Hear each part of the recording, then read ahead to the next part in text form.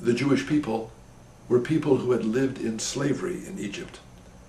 Moses was called to set the people free. God called this 70-year-old man to leave his comfortable life and come and risk talking to Pharaoh and lead the people out. And that's what he did, with great might and direction. And he led them into the desert. And there they failed with faith and trust in God. But there they were one day in the middle of the desert, and they started longing for life back in Egypt. They wanted to go back to the flesh pots of Egypt where they had enough food and comfort.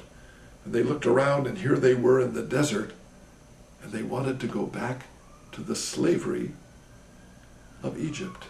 I find that fascinating. And as I thought about that, I reflected on, and so many times the Bible is not just a story of what happened 2,000-3,000 years ago, but it's a story of us today. What is it about us that's inclined to want slavery?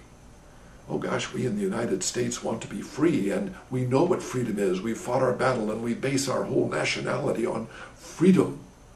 And yet so many times, despite our protesting of the importance of freedom, we find ourselves subject to slavery.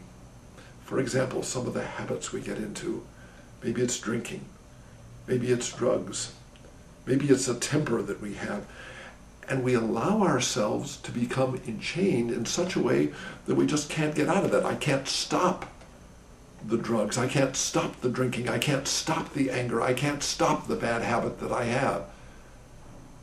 And there's something very sick in all of us, and something we've got to battle. And that's the battle against slavery that subtly seeps into our lives. The call of Jesus is a call to freedom. And the message of Christ is a message, despite our battles with freedom and slavery, to accept the love of God in Jesus and to accept God's forgiveness, and in the power of that love and forgiveness to gain the strength to let go of any chains, any addictions, anything that holds us back from the freedom of loving ourselves and loving others and letting the talents that we have be used to glorify not just those close to us, but even to change the world.